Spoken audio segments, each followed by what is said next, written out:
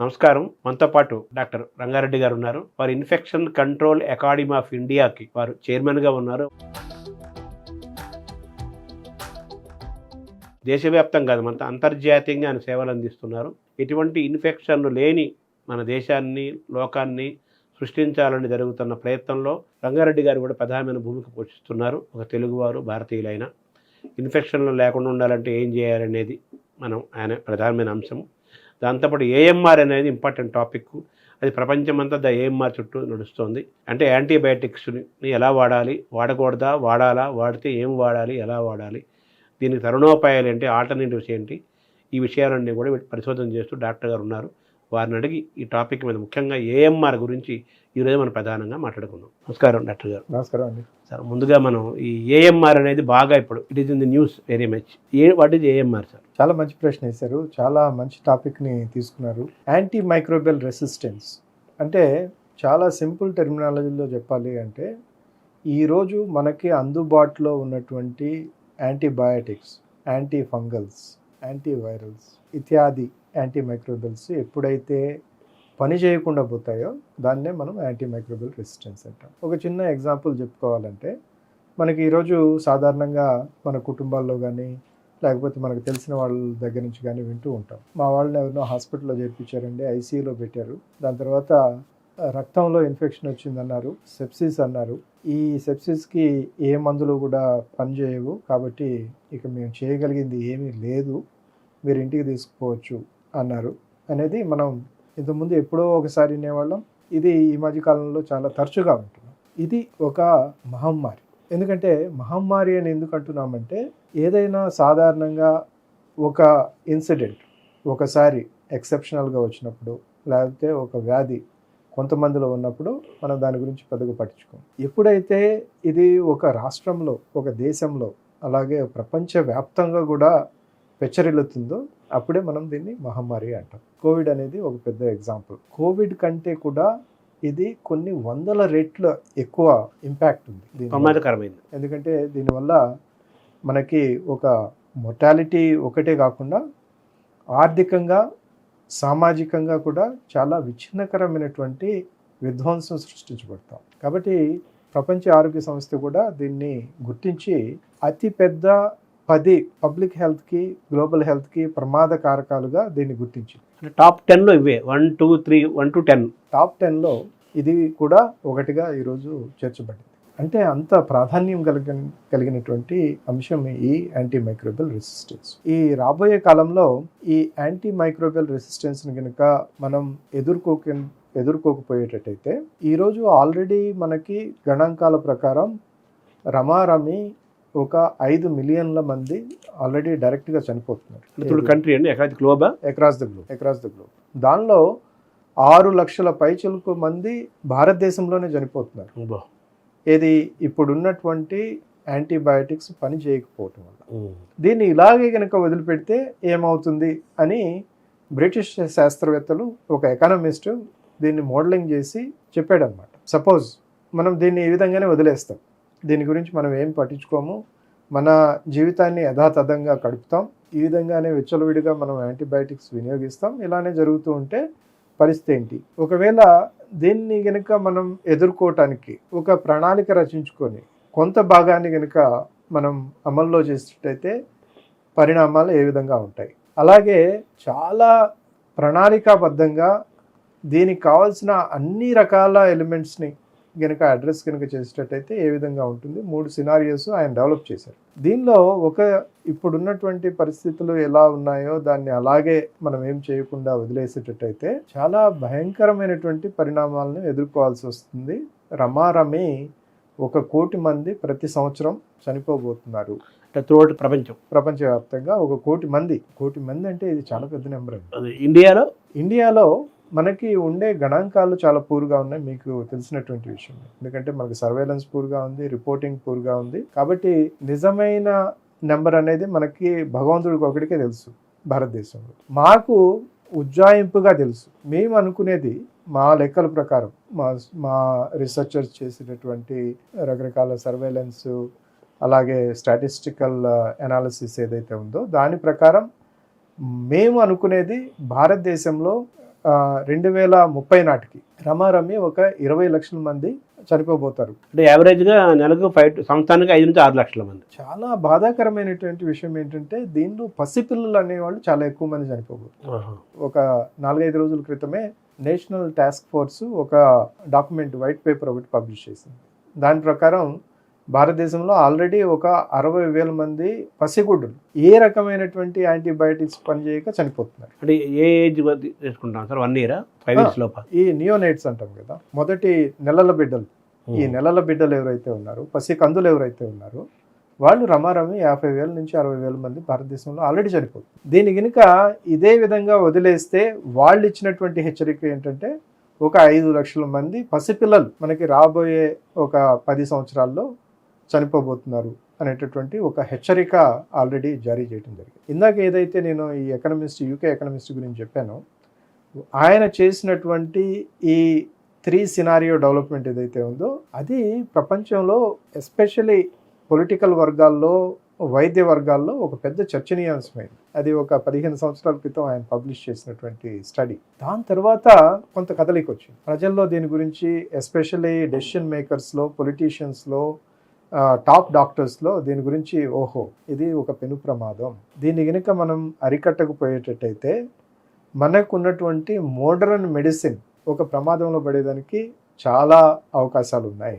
కాబట్టి దీని గురించి మనం ఒక వార్ ఫుడ్ బేసిస్ మీద దీనికి ఏదో ఒకటి చేయాలి అనేటటువంటి ఒక ఆలోచన అయితే మొదలైంది. తద్వారానే మనకి 2017లో 14లో మొదలైనటువంటి డిస్కషన్ ఏదైతే ఉందో 17 లోపల global action plan for containment of antimicrobial resistance అనేది వరల్డ్ హెల్త్ ఆర్గనైజేషన్ ఆధ్వర్యంలో తీసుకొచ్చారు. దాని తర్వాత అర్థమైంది ఏంటంటే ఓన్లీ మనం హ్యూమన్ సైడ్నే కనుక టార్గెట్ చేసేటట్టయితే మనకి ఫలితాలు అనేవి చాలా మినిమల్గా ఉంటాయి. ఎందుకంటే ఇది ఓన్లీ మానవులకు సంబంధించిన ప్రాబ్లం కాదు, అక్రాస్ ద స్పెక్ట్రమ్ దీనిలో చాలా డ్రైవర్స్ ఉన్నాయి, అంటే కారకాలు ఉన్నాయి. ఈ కారకాలు ఏంటి?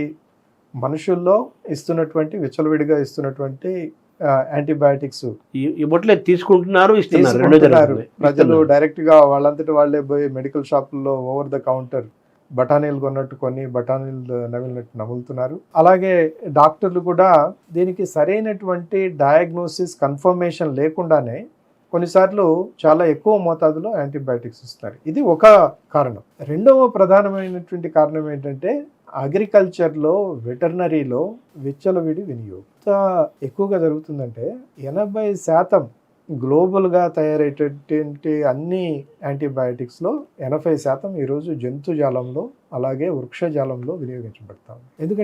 ఎందుకు వాడుతున్నారు సార్ వాటికి? ఇది వాటికి ఏదో వ్యాధి వచ్చి, వాటికి ఏదో ఒక ఇన్ఫెక్షన్ వచ్చి దాన్ని నిర్మూలించడానికో దాన్ని తగ్గించడానికో చేసేటట్టయితే దానిలో హేతుకత ఉంది. కానీ ఇప్పుడు వినియోగిస్తున్నటువంటి 80% యాంటీబయాటిక్స్ మనం ఏదైతే అనుకున్నామో ఇవి ప్రొఫైలాక్సిస్ కోసం యూజ్ చేస్తారు. అంటే వాటిలో ఇన్ఫెక్షన్లు రాకూడదు, ఒకవేళ కనుక వస్తే నా ప్రొడక్టివిటీ తగ్గిపోతుంది, పౌల్ట్రీలో నా బర్డ్స్ చనిపోతాయి, లేకపోతే నా ఫామ్లో ఉండేటటువంటి గేదెలు చనిపోతాయి అనేటటువంటి ఒక అపోహతోటి వాళ్ళు ఈ యాంటీబయాటిక్స్ వినియోగం చేస్తూ ఉన్నారు. అలాగే గ్రోత్ ప్రమోటర్స్, ఇది ఇంకా అసలు అనైతికమైనటువంటి చర్య. అంటే బాగా పెరుగుతాయి, నిజంగానే పెరుగుతాయి. ఎందుకంటే యాంటీబయాటిక్ మనము చాలా తక్కువ డోసుల్లో ఇచ్చేటట్టయితే అవి గ్రోత్ని స్టిమ్యులేట్ చేస్తాయి. అందువల్ల గ్రోత్ స్టిమ్యులేషన్ కోసం బల్క్ అప్ చేయడం కోసం ఈ యానిమల్స్ని లేకపోతే ఈ బర్డ్స్ని బల్క్ అప్ చేయడం కోసం కూడా ఈ యాంటీబయాటిక్ వినియోగం జరుగుతూ ఉంది. అంటే మామూలు మనం వాపు వేరు బలుపు వేరు అంటారు కదా, ఇది బలుపు కాదు కదా, వాపే కదా. ఇది వాపే కదా మరి. ఎందుకంటే ఇది కృత్రిమంగా వాటిని బల్కప్ చేస్తాం. ఎందుకు? మన దేశంలో అంటే పెద్ద జంతువుల యొక్క మాంసం చాలా తక్కువ వినియోగం. మహా అయితే మన దేశంలో వినియోగంలో ఉండేది గొర్రె మాంసం, పొట్టేలు మాంసం. అదే పాశ్చాత్య దేశాల్లో కనుక తీసుకునేటట్టయితే వాళ్ళు మెయిన్గా తినేది బీఫ్, ఆవు మాంసం, గొడ్డు మాంసం. ఈ గుడ్లను పెంచేటప్పుడు వాటిని ఈ ఫామ్స్లో పెట్టి వాటికి విపరీతంగా యాంటీబయాటిక్స్ ఇచ్చి, ఏది అత్యంత తక్కువ మోతాదులో ఇచ్చి వాటిని బల్కప్ చేస్తారు. దీనివల్ల ఏమవుతుంది? ఒకటి, మనం తినే మాంసం ద్వారా మనకి ఆ యాంటీబ్యాక్టీరియల్స్ లేకపోతే యాంటీ మైక్రోబియల్స్ మన శరీరంలోకి వస్తాయి. అలాగే అవి విసర్జించేటటువంటి పదార్థాలు ఏదైతే ఉంటాయో అది యూరిన్ కావచ్చు, లేకపోతే ఫీకల్ మ్యాటర్స్ కావచ్చు, వాటి ద్వారా అవి మళ్ళీ భూమిలో కలిసి, భూమిలోంచి వాటర్లో కలిసి, ఈ విధంగా ఒక విషియస్ సైకిల్ తయారవుతుంది. మళ్ళీ మనిషిలో ప్రవేశిస్తాయి కదా. మనిషిలోకి ప్రవేశించడం ఒకటైతే, రెండోది ఏంటంటే ఈ యాంటీబయాటిక్స్ మనకి రమారమి 70% ఏదైతే మనం యాంటీబయాటిక్ తీసుకుంటామో అవి మెటబలైజ్ కాకుండానే అవి విసర్జించబడతాయి. అది యూరిన్ ద్వారా కానీ లేకపోతే మలం ద్వారా కానీ అవి విసర్జించబడతాయి. అవి విసర్జిస్తే ఎక్కడికి పోతాయి? మళ్ళీ భూమిలోనే ఉంటాయి. భూమిలోకి వెళ్తాయి కదా. భూమి ద్వారా వాటర్లోకి సీపేజ్ అవుతుంది. ఇవి అక్కడ ఉండేటటువంటి మైక్రో ఆర్గానిజమ్స్ ఏదైతే ఉంటాయో అవి ఈ చిన్న చిన్న డోసెస్కి అలవాటు పడిపోతాయి. సూక్ష్మజీవులు, ఆ సూక్ష్మజీవులు వీటికి అలవాటు పడిపోతాయి, వీటిని గుర్తుపెట్టుకుంటాయి. నెక్స్ట్ టైం మనం వాటిని చంపాలని ప్రయత్నిస్తే వాటికి ఆల్రెడీ తెలుసు ఏది ఈ టెట్రాసైక్లినో, ఈ పెన్సిలినో, ఈ మెరోపినోమో ఇచ్చి నన్ను చంపబోతున్నారు అనేది దానికి తెలుసు. కాబట్టి దాని మెమరీలో ఉంటుంది. కాబట్టి నెక్స్ట్ టైం మనం ఆ యాంటీబయాటిక్స్ ఇచ్చినప్పుడు అవి పని చేయనటువంటి పరిస్థితి. తను తయారు చేసుకుంటాయి అవి. మనం ఎలా అయితే ఇప్పుడు ఇక్కడ ఫైర్ జరుగుతుంది, మనం ఏం చేస్తాం? ఈ ఫైర్ని మనం ఎలా నీళ్ళతో అర్పుతాం, లేదా దూరంగా వెళ్ళిపోతాం. ఒకటి అది ఇమ్మీడియట్ యాక్షన్. తర్వాత దాన్ని మనం గుర్తుపెట్టుకొని, ఓహో నెక్స్ట్ టైం ఫైర్ ఇట్లా చేస్తే ఇలా వచ్చేదానికి అవకాశం ఉంది కాబట్టి దీన్ని ఎలా నివారించాలనేది మనం కూడా చేస్తాం కదా. అలాగే ఈ జంతుజాలం ఏదైతే ఇంక్లూడింగ్ సూక్ష్మక్రిములు అవి కూడా వీటిని గుర్తుపెట్టుకుంటాయి. ఓహో ఇలా నాకు ప్రమాదం పొంచి ఉంది, ఇలాంటి కెమికల్స్, ఇలాంటి యాంటీబయాటిక్స్ ఇచ్చి నన్ను నిర్మూలించడానికి అవకాశం ఉంది కాబట్టి దీనికి నేను ఏ విధంగా సన్నద్ధం కావాలి అని చెప్పి అవి జెనెటిక్ లెవెల్లో వాటిని మాడిఫై చేసుకుంటాయి. అంటే లోపల అది జరుగుతుందండి, అది జరుగుతుంది, ఆ ప్రాసెస్ జరుగుతుంది. సో కాబట్టి ఆటోమేటిక్గా అవి నెక్స్ట్ టైం ఎప్పుడైతే మనం ఆ యాంటీబయాటిక్ ఇస్తామో అది పనిచేయనటువంటి పరిస్థితి. ఎందుకంటే దాన్ని ఆల్రెడీ గుర్తించేసి దాన్ని ఎలా ఓవర్కమ్ చేయాలి అనేది దానికి ఒక ప్రాసెస్ తయారు చేస్తాం. ఓకే, ఆ మైక్రో ఆర్గానిజం జెనెటిక్గా జరుగుతుంది, అది లోపల జరుగుతుంది. అది ఆశ్చర్యంగా ఉంది. ఆశ్చర్యం ఏమీ లేదు. ఎందుకంటే మనకి ఏ జీవైనా కానివ్వండి, సర్వైవల్ ఇన్స్టింక్ట్ అనేది చాలా పెద్దది. స్ట్రగ్లింగ్ ఫర్ ఎగ్జిస్టెన్స్ అంటారు కదా, ఏదైనా అంతే కదా. ఇప్పుడు మానవుడు ఇంతకాలం ఇన్ని ప్రతికూల పరిస్థితులు ఉన్నా కానీ అధిగమించి ఈరోజు ఈ పరిస్థితికి ఎలా రాగలిగాడు? ఇవన్నీ చూశాడు వాడు కూడా. మనం కూడా ప్రతిసారి ప్రతికూల పరిస్థితి ఏర్పడినప్పుడల్లా దాన్ని అధిగమించటానికి దాన్ని మార్చుకుంటూ మలుచుకుంటూ వస్తూ ఉంటాం.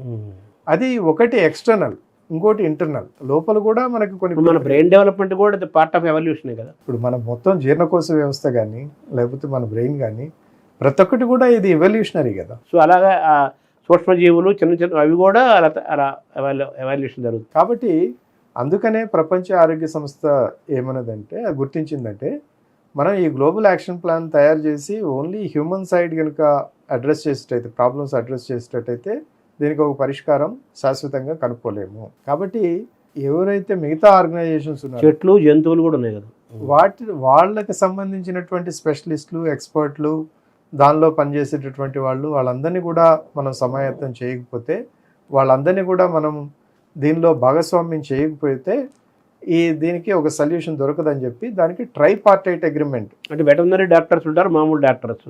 ఈ ప్లాంట్స్కి ఎవరు ఉంటారు? ట్రైపార్టైట్ అగ్రిమెంట్లో 3 ప్రధానమైనటువంటి ఆర్గనైజేషన్స్ ఎవరంటే world health organisation, world animal organisation, ఓఆ అంటాం, world organisation for animal health, అలాగే 3 organisation FAO, food and agricultural organisation. ఇవన్నీ యునైటెడ్ నేషన్స్ అంటే ఐక్యరాజ్య సమితి విభాగాలు. ఇవన్నీ ఈ 3 కలిసి టుగెదర్ ఒక క్వాడ్రిపార్టైట్ అగ్రిమెంట్ అనేది ఒకటి తయారు చేశారు. అంటే మొక్కలు, చెట్లు, జీవులు, మనుషులు ఇవన్నీ తయారు చేశారు. ఆ విధంగా 2020 వరకు ఆల్మోస్ట్ ఈ 3 ఆర్గనైజేషన్స్ సంయుక్తంగా రకరకాల ప్లాన్స్ తయారు చేసి గ్లోబల్ లెవెల్లో ఒక యాక్షన్ ప్లాన్ తయారు చేసి, అలాగే ప్రతి దేశాన్ని కూడా సన్నద్ధం చేశారు. మేము ఎలా అయితే గ్లోబల్ యాక్షన్ ప్లాన్ చేశామో అలాగే మీ దేశాల్లో నేషనల్ యాక్షన్ ప్లాన్స్ తయారు చేసుకోండి అని వాళ్ళకి చెప్పడం జరిగింది. సో ఆ విధంగా ఈరోజు రమారమ్మి ఒక 180 దేశాలు వాళ్ళ నేషనల్ యాక్షన్ ప్లాన్స్ తయారు చేసుకున్నాయి.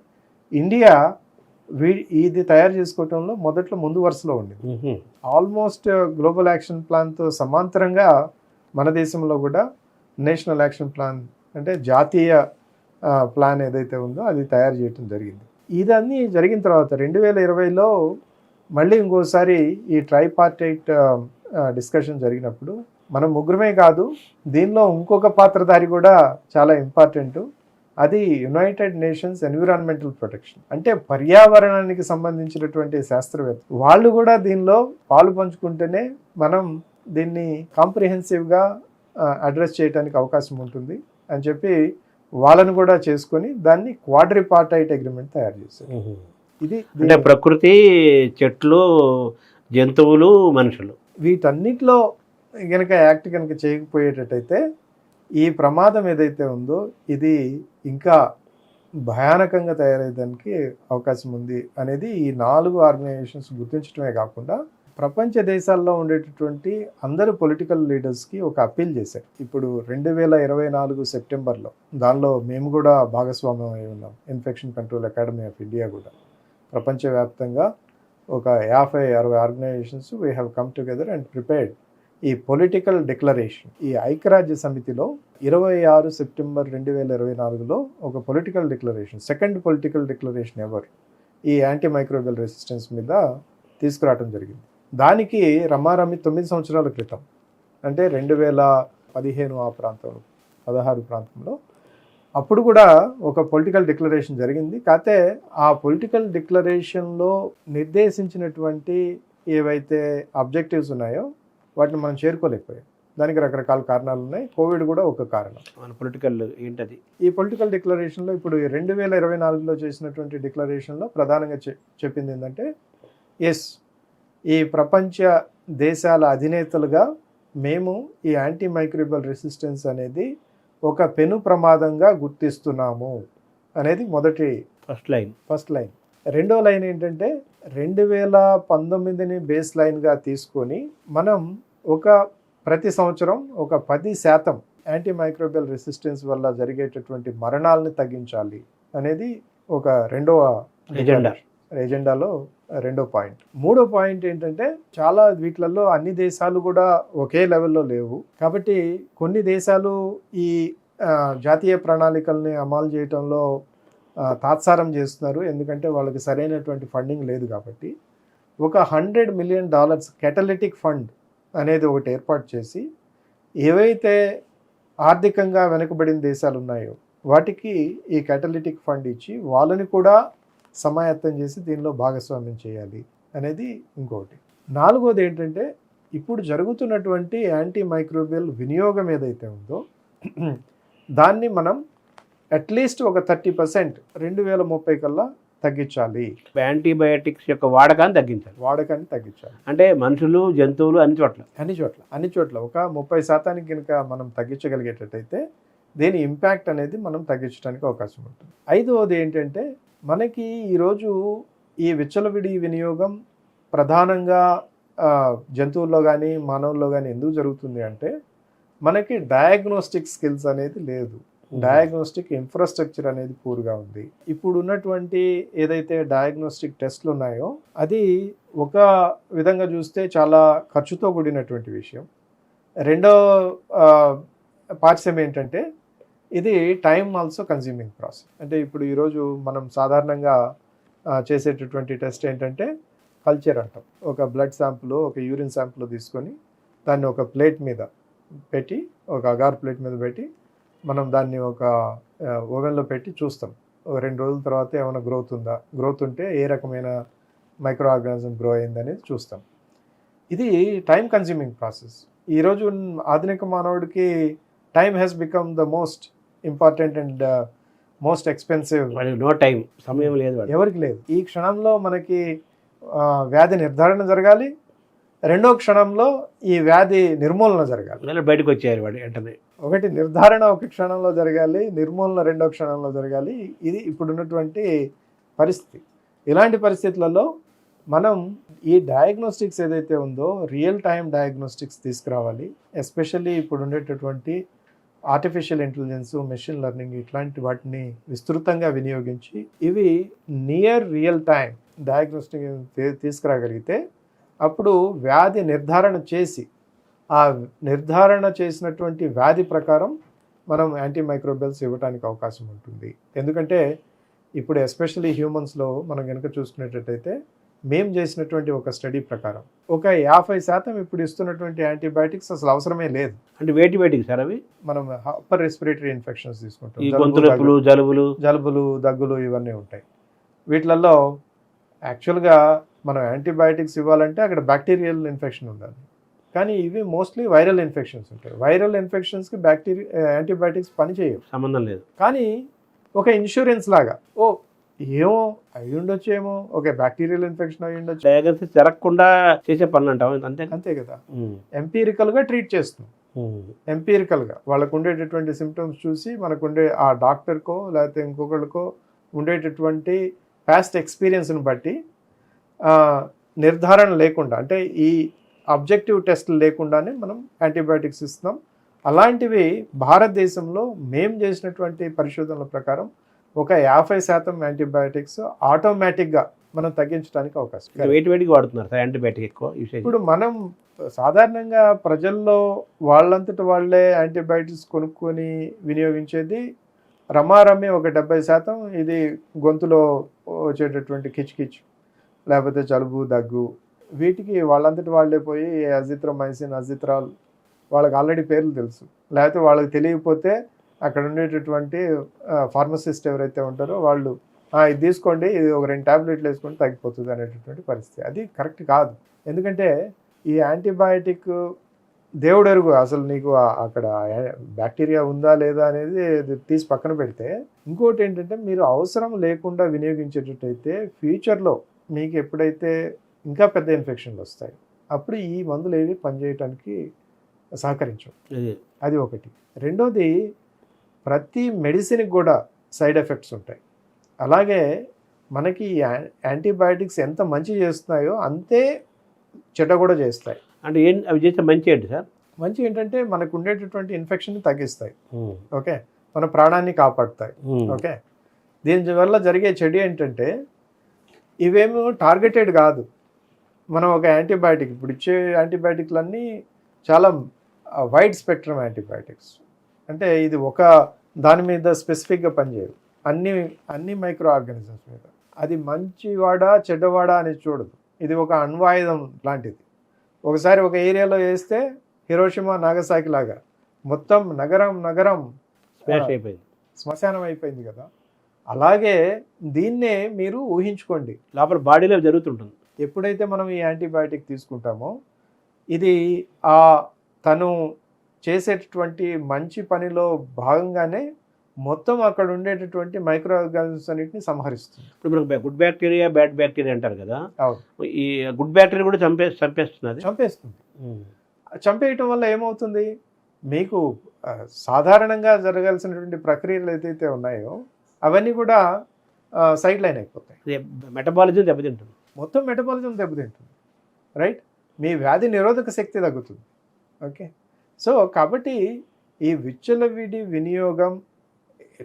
వదిలేయండి, మామూలు వినియోగం కూడా అవసరమైతే తప్పితే, ఒక ప్రిస్క్రిప్షన్ ఉండి వ్యాధి నిర్ధారణ జరిగితే తప్పితే యాంటీబయాటిక్స్ మహాప్రమాదకరం. కానీ మీ నియంత్రణ లేదు కదా సార్, ఏం కంట్రోల్ గవర్నమెంట్ ఏం చేయలేదు. అది ఇప్పుడు ప్రపంచ ఆరోగ్య ఇప్పుడు నేను ఇందాక చెప్పిన పొలిటికల్ డిక్లరేషన్లో అది కూడా ఒకటి. సర్వైలెన్స్ చేయాలి, ఎక్కడెక్కడ వీటి వినియోగం జరుగుతూ ఉంది, ఎక్కడ విచ్చలవిడి వినియోగం జరుగుతూ ఉంది, దాన్ని మనం ఎలా అరికట్టాలి అనేది కూడా దీనిలో ఒక భాగం. కాబట్టి ఈ నియంత్రణ మీరు ఏదైతే అన్నారో, ఈ నియంత్రణ ఎస్పెషల్లీ ఈ డెవలపింగ్ కంట్రీస్లో చాలా పూర్గా ఉంది. అది అందరూ యాక్సెప్ట్ చేస్తున్నటువంటి విషయం. వితౌట్ ప్రిస్క్రిప్షన్ ఇవ్వకూడదని అంటారు, మామూలుగా అన్నిటికీ అదే రాస్తారు.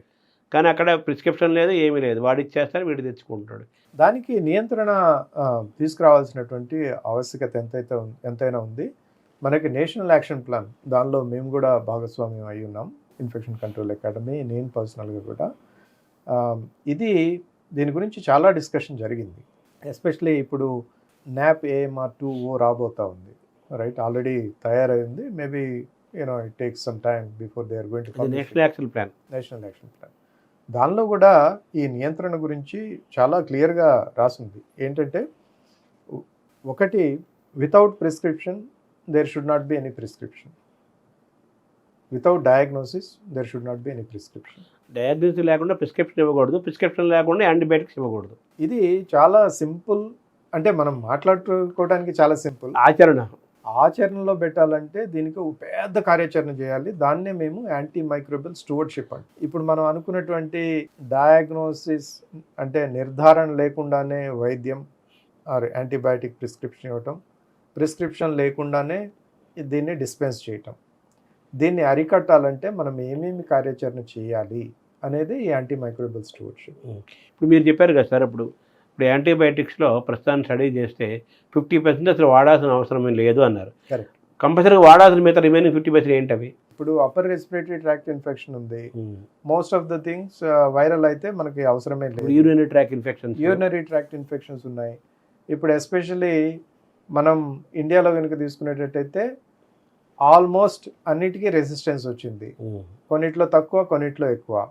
ఓకే, ఇప్పుడు కార్బపెనామ్ అనేది చాలా హై ఎండ్ యాంటీబయాటిక్, దానికి కూడా రెసిస్టెన్స్ వచ్చింది. ఇప్పుడు మనం నిర్ధారించుకొని ఇది ఏ యాంటీబయాటిక్స్ దీని మీద పనిచేయడానికి అవకాశం ఉంది అనేది నిర్ధారణ చేసుకున్న తర్వాత ఇచ్చేటట్టయితే దీన్ని కొంతవరకు నియంత్రించడానికి అవకాశం. లంగ్ ఇన్ఫెక్షన్స్ కండి, లంగ్ ఇన్ఫెక్షన్, మీరు లోయర్ రెస్పిరేటరీ ట్రాక్ట్ ఇన్ఫెక్షన్స్ ఉన్నాయి, న్యూమోనియా ఇట్లాంటివి, వాటిని మందులు ఏమి ఇవ్వకుండా మనం దాన్ని నయం చేయలేము. అంటే ఈ ఆస్మా పేషెంట్లు వాళ్ళకి దగ్గు ఇబ్బంది పడుతుంటే వాళ్ళు డాక్టర్లు డైరెక్ట్గా స్టెరాయిడ్ ఇది వేసి చేసేస్తున్నారు.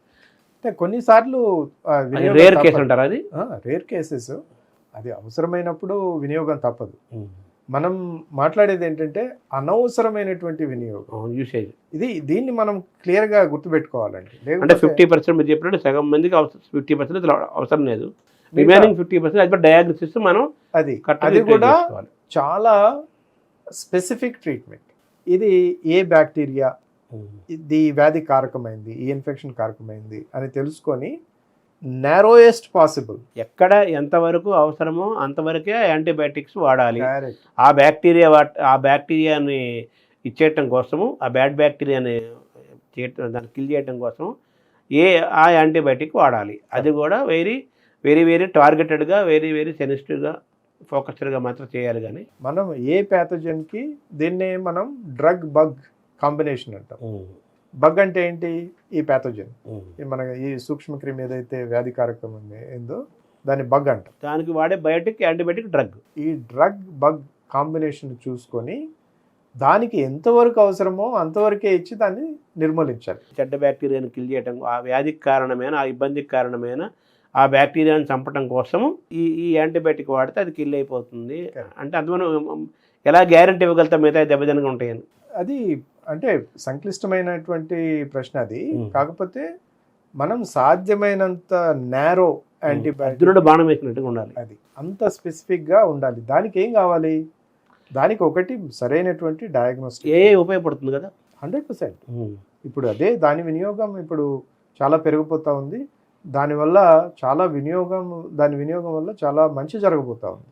ఈ స్పెసిఫిక్ టార్గెటెడ్ ట్రీట్మెంట్స్ అదే అంటున్నా, సహకారం తీసుకొని స్పెసిఫిక్ టార్గెటెడ్ ట్రీట్మెంట్గా అర్జునుడు బాణం వేసినట్టుగా ఎక్కడ ఎంత వస్తుందో సూక్ష్మంగా అక్కడే ఆ యాంటీబయాటిక్ వేసి ఆ బ్యాడ్ బ్యాక్టీరియా కిల్ చేసి దాన్ని పోగొట్టడానికి వాడుకోవాలి. టార్గెట్ ఫిక్స్ చేసుకోవటం, దాన్నే అటాక్ చేయటం, దాన్నే నిర్మూలించడం. అంటే డ్రగ్ బగ్ కాంబినేషన్ కరెక్ట్గా యూసేజ్ జరగాలి. అది మీరు టార్గెట్ పెట్టుకున్నారు ఇప్పుడు? అవును. ఇప్పుడు ప్రపంచ ఆరోగ్య సంస్థ చెప్పింది ఏంటంటే డయాగ్నోస్టిక్స్ యొక్క కొరత ఏదైతే ఉందో, రైట్, ఎస్పెషల్లీ కొత్త రకం డయాగ్నోస్టిక్ సిస్టమ్స్ యొక్క కొరత ఏదైతే ఉందో దీన్ని మనం అధిగమించాలి. దీనికోసం చాలా ప్రయోగాలు జరగాలి. అలా ప్రయోగాలు చేసే వాళ్ళకి స్టిమ్యులేట్ చేయాలి.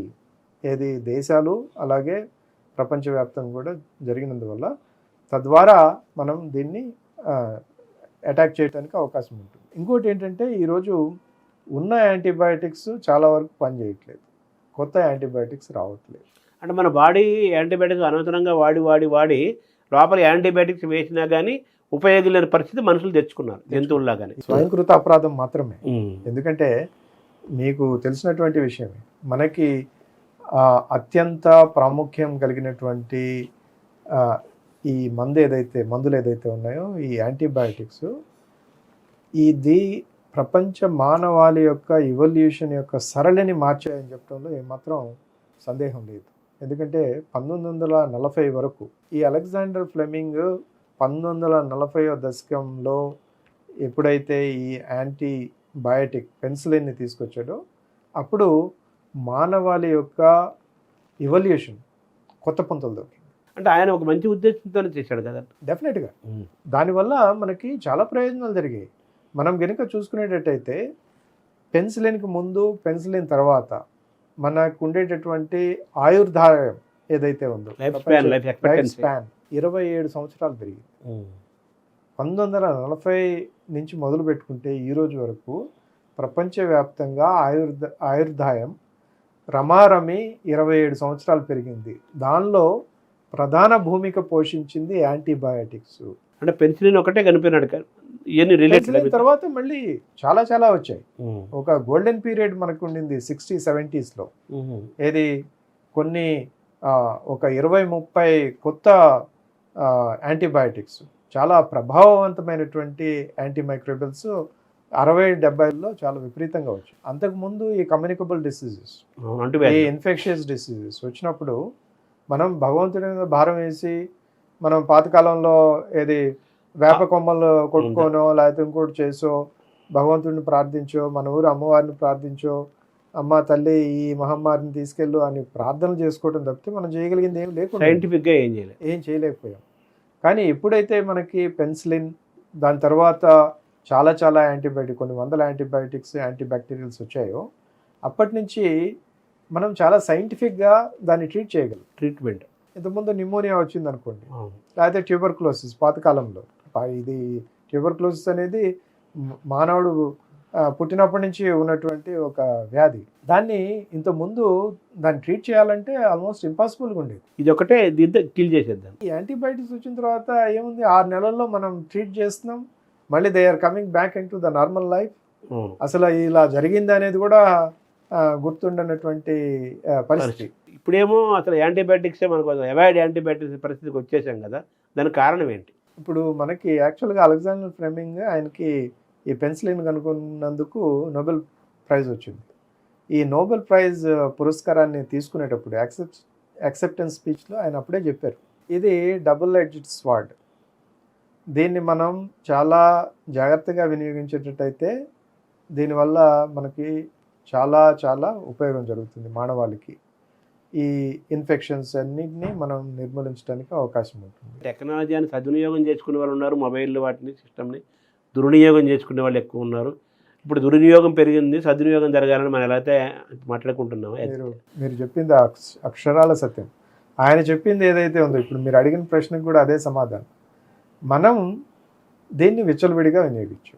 ఏది ఆల్మోస్ట్ అప్పుడు అమెరికాలో ఇప్పటికి కూడా మేము మా క్లాసులో కొన్ని పాఠాలు చెప్పేటప్పుడు చూపిస్తూ ఉంటాం. ఏది యుఎస్లో చిన్న చిన్న బోర్డులు పెట్టుంటాయి, treatment for gonorrhoea in 1 day with 1 penicillin injection, ఇట్లాంటివి. ఏమైంది, ఆ విచ్చలవిడి వినియోగ సంస్కృతి ఎప్పుడైతే వచ్చిందో ఈ మంచి చేయాల్సింది అదే మన శత్రువు అయిపోయింది. విశృంఖలమైన మనిషి జీవన విధానము at the same highest usage. దాంతో మొత్తం అంతా యాంటీబయాటిక్స్ వేసినా కానీ ఏమాత్రం పనిచేయలేని పరిస్థితి లోపల తయారైపోయింది. అందుకనే ఇప్పుడు ఈ పొలిటికల్ డిక్లరేషన్లో పొందుపరిచింది కూడా ఏంటంటే, ఇప్పుడు ఉన్నటువంటి యాంటీబయాటిక్స్ పనిచేయట్లేదు, కొత్తవి రావట్లేదు. ఎందుకు రావట్లేదు అంటే వెరీ సింపుల్. ఈ ఫార్మాస్యూటికల్ కంపెనీలు, ఎస్పెషల్లీ బిగ్ ఫార్మా, వాళ్ళకి ఈ యాంటీబయాటిక్స్ డెవలప్ చేయడంలో ఏమాత్రం ఇంట్రెస్ట్ లేదా వాళ్ళకి లేదు. ఎందుకంటే ఏ ప్రోడక్ట్ మనం డెవలప్ చేయాలన్నా ఈ రీసెర్చ్ అనేది సమయంతో అలాగే ధనంతో కూడుకున్నటువంటి విషయం. రమారమి ఒక ప్రోడక్ట్ని మార్కెట్లోకి తీసుకురావాలి అంటే $5-10 బిలియన్ ఖర్చు అవుతుంది. రమారమి ఒక 10 సంవత్సరాల సమయం పడుతుంది.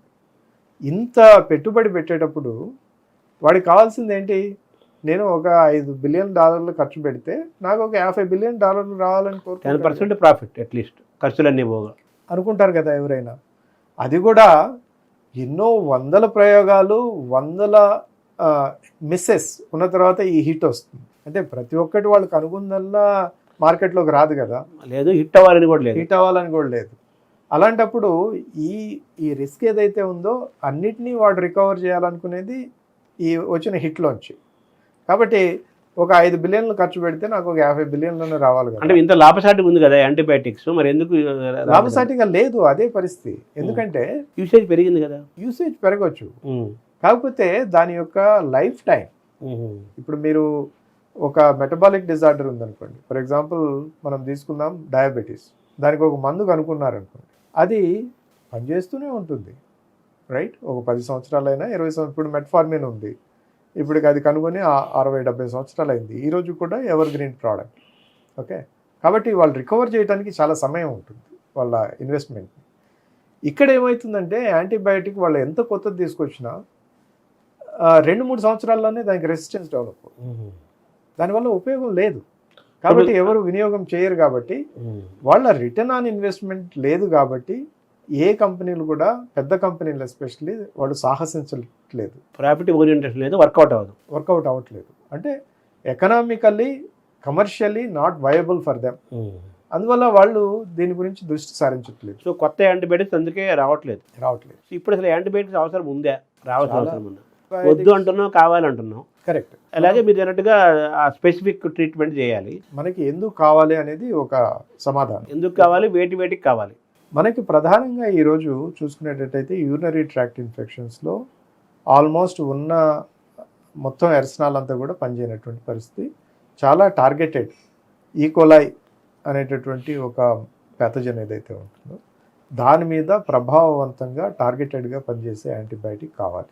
తద్వారా మనం ఈ ఇన్ఫెక్షన్ యొక్క ఇన్సిడెన్స్ కానీ, దాని తద్వారా వచ్చేటటువంటి మోర్టాలిటీ అంటే చావులు, మరణాలు కానీ దాన్ని తగ్గించడానికి అవకాశం ఉంది. మనం ఈ యాంటీమైక్రోబియల్ రెసిస్టెన్స్ గురించి మాట్లాడేటప్పుడు ఎప్పుడు అనుకునేది ఏంటంటే అసలు వీటి వినియోగం అవదు. నో, కాదు, ఇవి కావాలి కానీ చాలా స్పెసిఫిక్గా కావాలి. మనం వీటి యొక్క వినియోగం అనేది అతి తక్కువగా చేయాలి. ఇది ఎంత మోతాదు అంత మోతాదులో మాత్రమే చేయాలి. కాబట్టి మన కొత్త యాంటీబయాటిక్స్ వీటన్నిటిలో కావాలి. ఇంకొక విషయం మీరు గమనించుకోవాల్సింది ఏంటంటే, మనం ఒక 30-40 సంవత్సరాల క్రితం క్యాన్సర్ వచ్చింది అంటే చనిపోవటమే మార్గం, ఇంకా వేరే లేదు, రైట్? ఈరోజు అట్లా పరిస్థితి లేదు. క్యాన్సర్ లాంటి భూతాలను కూడా ఈరోజు మనం అరికట్టేటటువంటి పరిస్థితి రకరకాల ట్రీట్మెంట్స్ ద్వారా. దీనిలో కూడా యాంటీబయాటిక్స్ అనేది ఒక ప్రధాన భూమికి పోషిస్తాయి. ఎందుకు అంటే ఈ క్యాన్సర్ ఇలాంటి ట్రీట్మెంట్స్, అలాగే ట్రాన్స్ప్లాంట్స్, ఇంతకుముందు కిడ్నీలు పాడైపోయాయి అనుకోండి, దేవుడి మీద భారం వేయటం ఉన్నంతకాలం బతకడం. ఒక లివర్ పాడైపోయింది అనుకోండి, దేవుడి మీద భారం వేయటం బతికినంతకాలం. ఇప్పుడు అంతా అందుబాటులోకి వచ్చే ట్రాన్స్ప్లాంట్. ఇప్పుడు మనం గుండెని మార్పిడి చేస్తున్నాం, లివర్ని మార్పిడి చేస్తున్నాం, క్యాన్సర్ని నిర్మూలిస్తున్నాం, అలాగే కిడ్నీలు పాడైపోతే కిడ్నీలని మారుస్తున్నాం. బ్రెయిన్ ఒకటే జరగట్లేదు అంటారా? అది కూడా వస్తుంది. ఇప్పుడు ఆల్రెడీ ఎలన్ మస్క్ చిప్ పెట్టాడు కదా, రైట్? ఇవన్నీ మనం ఈ మోడర్న్ మెడిసిన్లో వచ్చినటువంటి ఈ వైజ్ఞానిక సంబంధమైనటువంటి పురోగతి ఏదైతే ఉందో దీన్ని కాపాడుకోవాలంటే దీనిలో ప్రధాన భూమిక పోషించేది యాంటీమైక్రో. అటు అవసరం ఉంది డెఫినెట్గా.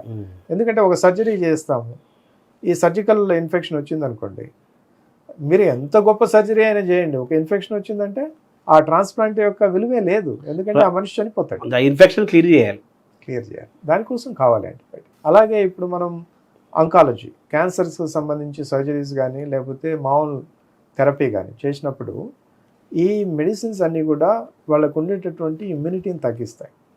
ఇమ్యూనిటీ ఎప్పుడైతే తగ్గుతుందో వాళ్ళకి ఇన్ఫెక్షన్స్ వచ్చేదానికి అవకాశం ఉంటుంది. కాబట్టి అక్కడ వచ్చినటువంటి ఇన్ఫెక్షన్ కనుక తగ్గించకపోతే మనం ఈ క్యాన్సర్ ట్రీట్మెంట్ ఎంత ఇచ్చినా ఉపయోగమే లేదు.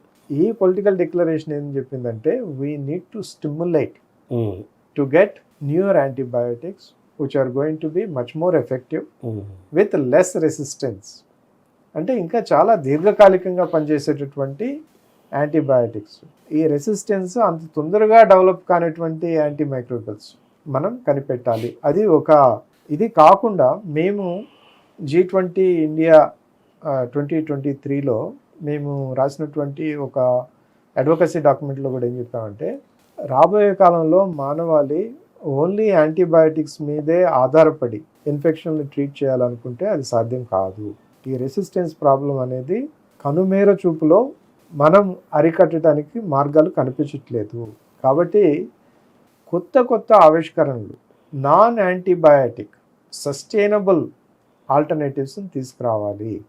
తద్వారా మాత్రమే మనం ఈ ఏమంటుంటే హెల్త్ సెక్యూరిటీ, ఫుడ్ సెక్యూరిటీ లాగా హెల్త్ సెక్యూరిటీ కావాలి అంటే మనకి విభిన్నమైనటువంటి మార్గాల ద్వారా నాన్ యాంటీబయాటిక్ ట్రీట్మెంట్స్ని ఫర్ ఇన్ఫెక్షన్స్ తీసుకొస్తే తప్పితే మానవాళి యొక్క మనుగడ ఎప్పటికీ ప్రమాదంలో ఉంటుంది అని మేము చెప్పినట్టు. అంటే ఇప్పుడు యాంటీబయాటిక్స్ ఆల్టర్నేటివ్ మెథడ్స్ చూడమంటున్నారు.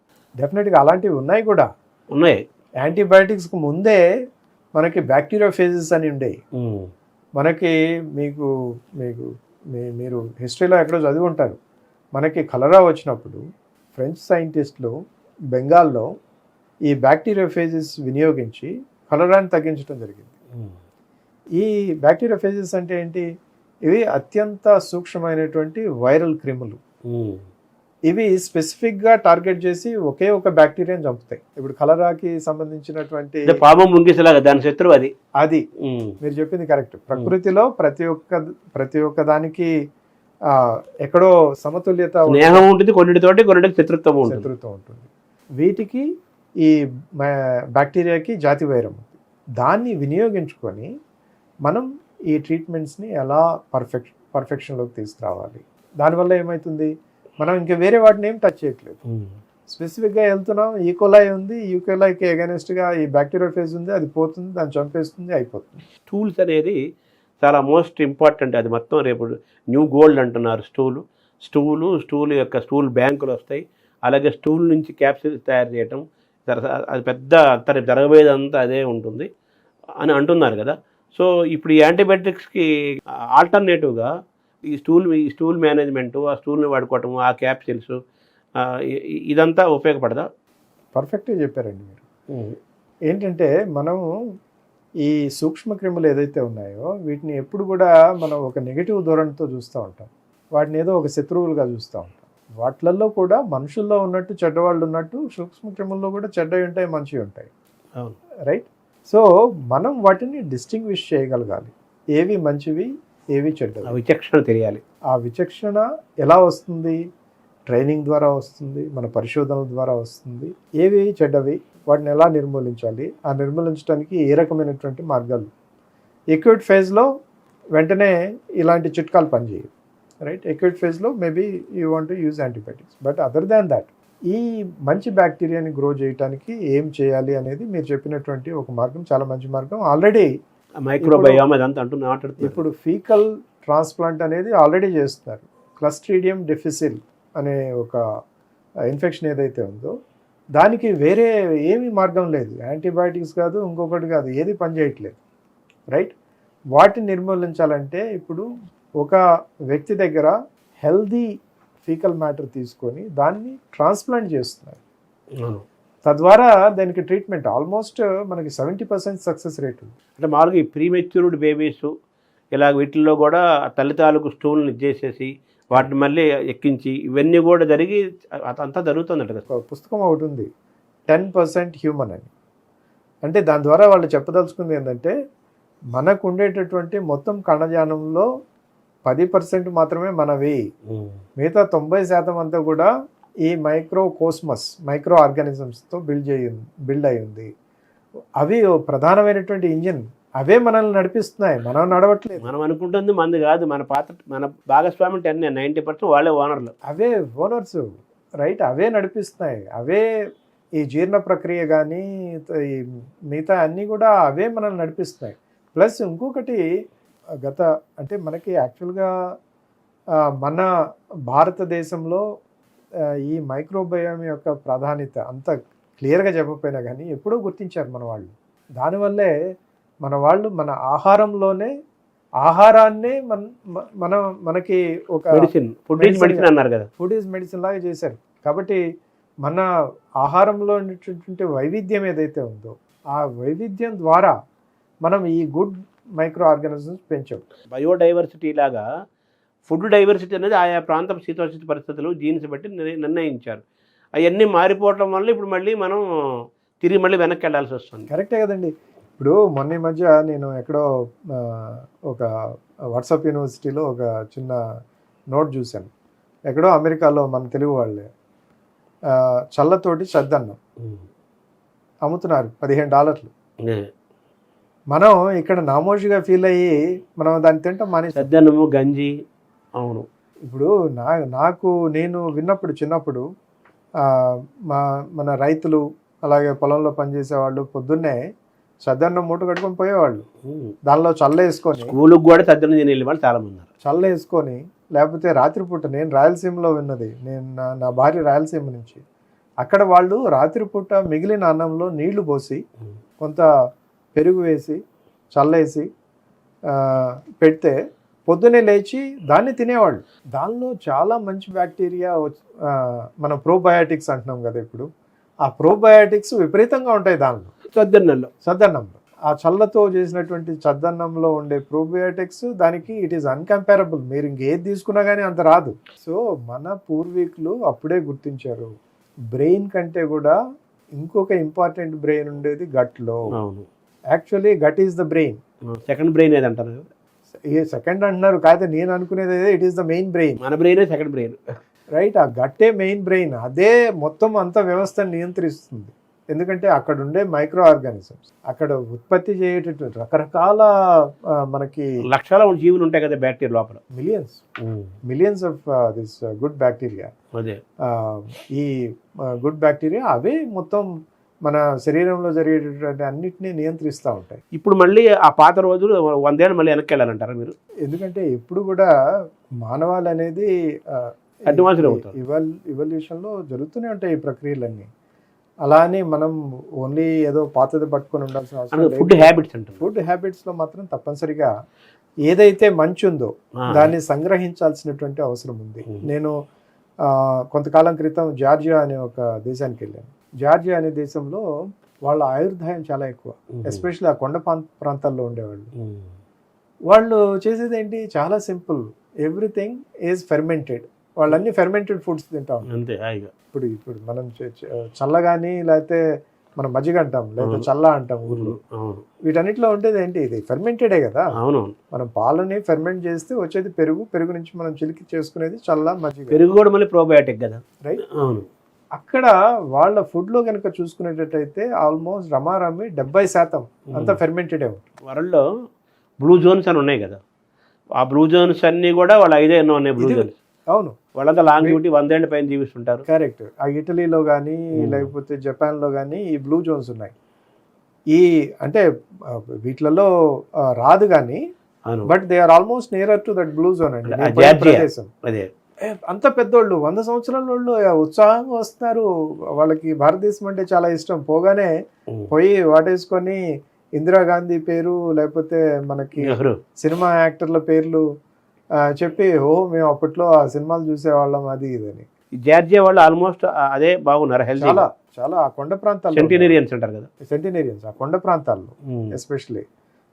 అంటే సిటీలో యాజ్ యూజువల్ మనకి వాళ్ళకి పెద్ద తేడా ఉండకపోవచ్చులే కానీ, బట్ మీకు గ్రామీణ ప్రాంతాల్లోకి పోతే ఎవరైతే ఇంకా కొంత కన్జర్వేటివ్ లైఫ్ స్టైల్లో ఉన్నారు, ఇది ఎస్పెషల్లీ మీరు చెప్పినట్టు ఫుడ్ హ్యాబిట్స్లో, వాళ్ళందరూ మంచి ఆరోగ్యంతో బ్రహ్మాండంగా 100 సంవత్సరాల దాకా బతుకుతాం. సో మనం కూడా అంటే ఇప్పుడు డాక్టర్ని కలవటము, వైద్యం తీసుకోవటము, మందులు వాడటము, చికిత్సలు పొందటం అనేది అది జరుగుతుంటుంది. అసలు ఇవేమీ లేకుండా సహజంగా న్యాచురల్గా ఒకప్పుడు ఎలాగైతే జీవించారో మీరు చెప్పిన జార్జియా, బ్లూ జోన్ ప్లేసెస్, ఇలా మనం కానీ మనం రివైవ్ చేసుకుంటే మన హెల్త్ని ఇంప్రూవ్ చేసుకోవచ్చు without consulting a doctor. Prevention is better than cure అన్నారు కదా, రైట్. ప్రివెన్షన్లో భాగంగానే ఇవన్నీ వస్తాయి. ఏది మనం మళ్ళీ మొదటి కనుక వచ్చేటట్టయితే ఈ ఇన్ఫెక్షన్ కూడా ప్రివెంట్ చేయాలంటే మనకి సరైనటువంటి ఆరోగ్య సరళి అవసరం, రైట్. ఆరోగ్య సరళి ఎప్పుడైతే సరిగ్గా ఉంటుందో, మనకి ఎక్కడైతే హైజీన్ ఉంటుందో, పరిసరాల పరిశుభ్రత, శారీరక పరిశుభ్రత ఎక్కడైతే ఉంటుందో అక్కడ ఇన్ఫెక్షన్లు ఉండవు. ఎక్కడైతే ఇన్ఫెక్షన్లు ఉండవో అక్కడ యాంటీబయాటిక్ వినియోగం అవసరం లేదు. ఎక్కడైతే యాంటీబయాటిక్ వినియోగం ఉండదో ఇలాంటి విధ్వంసం, ఇలాంటి జరుగుతున్నటువంటి మరణాలు ఏదైతే ఉన్నాయో ఇవన్నీ ఉండవు. కాబట్టి అల్టిమేట్లీ ఏది చూసుకున్నా కానీ ప్రధానమైనటువంటి అంశం ఏంటంటే హైజీన్ అండ్ లైఫ్ స్టైల్, జీవన శైలి, అలాగే పరిశుభ్రత. థ్యాంక్ యూ డాక్టర్ గారు.